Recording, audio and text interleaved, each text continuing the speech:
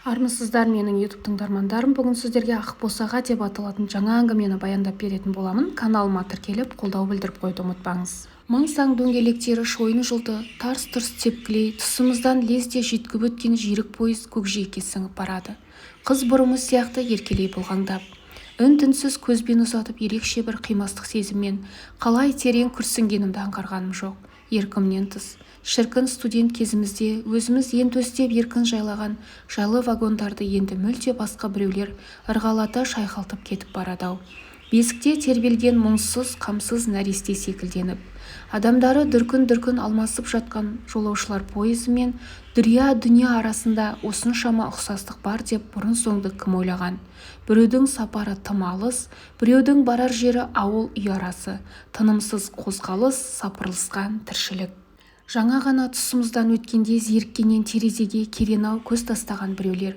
Өйдөйт дегенің-ай, анау ерке сылқымды қараңдар. Ел-жұрт мерседеспен зуылдап жүргенде атам заманғы есек арбада аяғы салбырап отыр.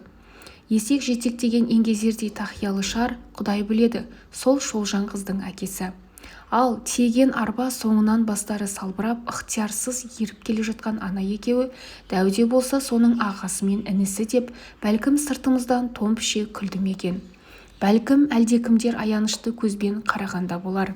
Бар ғұмырын күйкі тірлік күйбеңімен өткізіп, туғалы аядай ауылдан қарым-қадас алыс шығып көрмеген үй күшік бұйығы біреулерге жорып.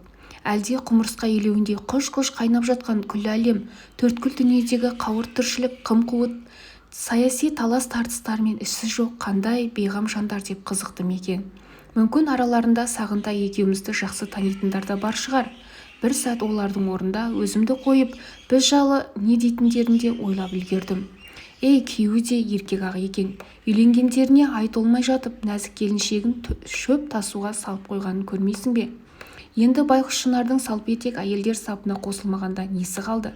Шыт-шыт жарылған айтақырлар мен бүйрат-бүйрат құм төбелер арасында жатқан шашыраңқы шағын ауылға пойыз үркітіп жіберген тыныштық қайта қонақтады. Тыныштық деймін-ау, оның өзі де тек салыстырмалы түрде ғана. Әне азынай мөңіреп, сауырына қонған шыбын-шіркейді құйрығымен шырт-шырт сабалай желіні жер сыза өрістен шұбып қайта бастаған сиырлар.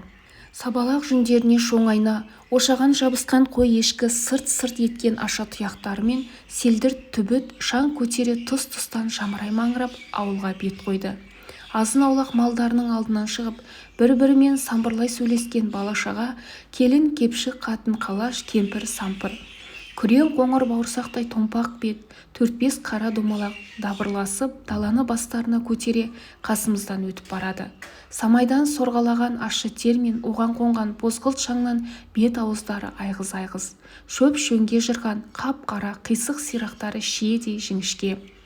Сірісі басылған сандали, тұмсығының ақ жемі шыққан бәтеңкелері мен сарғая пісіп, қурай бастаған шөп-шөңгені күтірлете басып, жіпке тізген 5-6 шабағын маңғаздана көтерген кішкентай балықшылар ауыл шетіне ілінді. Қазақтың 30 күн ойын, 40 күн тойының не екенін енді ұқтым. Кісі әлі аяғы сабырлаған жоқ. Таяққа сүйенген кемпір-шалдар құтты болсын айтуға әлі кеп жатыр. Там-тұмдап, апамның айтуынша мінәйі себептермен қызық үстінде көріне алмаған жекжат жұрағаттар екен. Сірә күні кеше босаға аттап ақ шымылдыққа енген жас келіннің қолынан шай ішудің өзі үлкендер үшін бір қызық болса керек. Шымылдық демекші, бұрын тек Қыз жібек киносынан көрген үлпіреген ақ шымылдық маған да алғашқы күндері қызық көрінген. Беташар болғанша мені соның ішіне отырғызып қойды. Келген-кеткеннен көрімдік алып, оны шуылдаса бөлісіп жатқан әйелдердің у-шуын сыртынан тыңдап, құр босқа отырудан жалыға бастаған. Енді таңның атысы, күннің батысы келген-кеткенге дастархан жайып, шай қайнатып жүрген маған да, күні бойы күжілдеп шоғы сөнбейтін байғұс самаурынға да бір тыным жоқ. Жапондардың шай құю рәсімі бұның жанында адыра қалсын. Сыйлы меймандардың кеселерін шатастыруға болмайды. Шайды баппен сұйылтпай, лақылдатпай, шүпілдетпей құюым керек. Нұсқау солай. Бар ынта-ықыласымен тырысамын. Тамақ жеу түгілі жөндеп шай ішуге мұршам жоқ. Шоқша сақал шалдардан гөрі кербез кемпірлер кінәмшілдеу. Келін, шайыңды сұйықтау құйшы, қоюлау екен. Айналайын, самауырдың шоғы басылып қалған ба, қалай? Сүйей салды сын ескертпелерсіз ішкен жегендері бойына сіңбейді ау сірә. Қызылды жасылды құрақ көрпелер үстінде қаздай тігілген қонақтардың тегіс бабын табу оңай емес. Малдас құрып құз жастыққа арқа сүйеген қариялар сақал мұрттарын баппен сипап қойып егіннің шығымын сөз қылып, алдағы қыстың ауа райын болжап, өткен кеткен арғы-бергі аруақты ата-бабаларын тірілтіп, үкімет басындағы ауыз түйіске ауысады. Байсалды бәйбішелердің әңгімесіне ауылдан ұзатылған қыздардың қайсысы төркініне сәлем бере келгені, кімнің құдасына ірге көрсеткені, кімнің баласы қыз алып қашқаны арқау болады. Ара-тұра еркек-әйелі аралас, бәріне ортақ тақырып табылады. Жан-жақтан жапа-тармағай, қара жер хабар бермесін, тие берсін деп қойып, күні кеше ғана о дүниелік болған ауылдас біреуді тіл ұшына салады. Маған қатысы жоқ әңгіме айтқансып жайбарақат отырғанымен, әрбір қимыл қозғалысымды елеусіз ғана көз астымен бақылап, үнсіз сынай қарайтын секілді. Бәрі де іштерінен Жәкеңнің ат аяғы жетпейтін айшылық жерден ұзатып әкелген келіні қандай жан екен дейтіндей, әлде маған солай көріне ме білмеймін. Құдай-ау, үлкен кісілер жанына бала ертпесе жүре алмайды екен. Қастарында бір-бір қара домалақ, тершіген тәмпіш танауларын қорс-қорс тартып қойып, олар да шайшылақ. Дастархан үстіндегі тәтті пәттінің қашан төбі көрінгенше жылтыңдап бір кіріп бір шығып жүріп шайға қанбайды. Келген қонақтарды солтүстікте дядя Ванялар мен тетя Машаларға еліктеп, оңтүстікте Тәшмат әкалардың тәпсісі ұрып, ұлттық бояуы соғылған тартқан басқа жұрағаттармен іште салыстырамын. Нағыз таза қазақтар тек осы өңірде секілді. Біздің жақта дәл осы ақсақалды тақиялы шапанды қариялардай шалдар мүлде жоқ.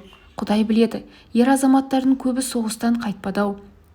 Кәдімгі Сталинград шайқасы деген атпен тарихта қалған қан майдан біздің ауылдың табіргесінде болған ғой. Әйтеуір бала кезімде көргенім, сақал мұртын жып-жылмағай ғып жылтырата қырып тастаған, той-томалақтарды ащы суды қырлы стаканмен шімірікпестен тартып жіберіп, барқырап әскери әндерге басатын бірен-саран егде ер кісілер еді. Кезінде халық жауы деп қамалып, ғұмыры қамшы сабындай қысқа болған туған атамның өзі түгілі суретінде көрген емеспін. Біздің жақтағы әжелердің де қазақы салт-дәстүрді ұстап, қарық қылғандарын байқамаппын. Қабырғалары қатып, бұғаналары бекімей жатып, өздері айтпақшы, тұрт армияға алынып, 14-15 жастан әскери өмірдің дәмін татқан оларға не өкпе. Фашист танкілерін өткізбеу үшін терең ор қаздық деп айтып отыратындары еміс-еміс есімде. Ойша соларда анау ақсақал қарасақалдылардан сәл бөлектене, сән-салтанаты ерекше, қаз-қатар қаздай тізілген салихалы сары қарын бәйбішелермен салыстырамын. Бәрінің үстінде етек-жеңі зерленген түрлі түсті масаты камзол, тәуір матада молғып тігілген етегі көлдей көйлек, киімдері өздеріне сондай жарасымды. Терең әжім шымайлаған жазғы маңдайларын, бастыра ораған ақ жаулықтары, қырау шалған самайларын жастырып ажарына ажар қосатын сияқты. Құлақтағы ай сырғаларына дейін салмақты, кесе ұсынған қолдарындағы құс тұмсық, күміс білезіктері де қомақты. Штырман өрнектерінің ізі көше бастаған білезіктері де көне жәдігерлер екенін жазбай танисыз. Дұшпанкөз тәуірінің бәрін үстіне жапсырған кемпірлерді тура осы қалпында кез келген көркем фильмге ұялмай түсіруге болатын еді. Даңғыраған зәулім үй. Бір жақ басында Сағынтайдың аға жеңгесі тұрады, бір жақ басында біздер. Бір есіктен кіріп шығамыз. Қақ ортада абажадай қонақ бөлме. Анау-мынау емес, ауылдық мектептің спорт залындай. Қолымнан ертелі-кеш сыпырғыш, сулы шүберек түспейді. Ара-тұра абысыным құдай-ай тасташы сипалай бермей. Бәрібір ертең еңбегің еш болады, қайтесін тазалап, ел аяғы басылғасын бірақ жинап аларсың деп зілсіз ғана кейіппен. Маған жаны ашитын болар, өзі менен 2-3 ғана үлкен. Алайда атын атауға болмайды. Келген бетте байқамай бәленше тәте деп айтып қап өкпелетіп алған. Негізі қайныларым мен қайнысіңілімнің де атын айтпай ат қоюым керек екен. Ерке қыз, төре бала дегендей, бірақ мен әлі ешкімге ат қойып үлгергенім жоқ. Елде жоқ ерекше бір ат ойлап табуым керек. Шынында да, үйді әлсін әлі жылан жалағандай ғып тазалағаным не керек? Ересек кісілер көшенің борпылдақ шаңына батқан резеңке кәліштерін тап бір сәнді де қымбат туфлиден бетер әспеттеп төргі бөлмеге дейін тырп-тырп сүйріп барып, тап қастарына шешіп қоятынын қайтерсің? бала-шаға таптап тастар ма дей ме, әлде бірінікі біріне ауысып кетер дей ме деп қауіптене ме білмеді. Бірінші бөлімнің соңы. Назарларыңызға рахмет.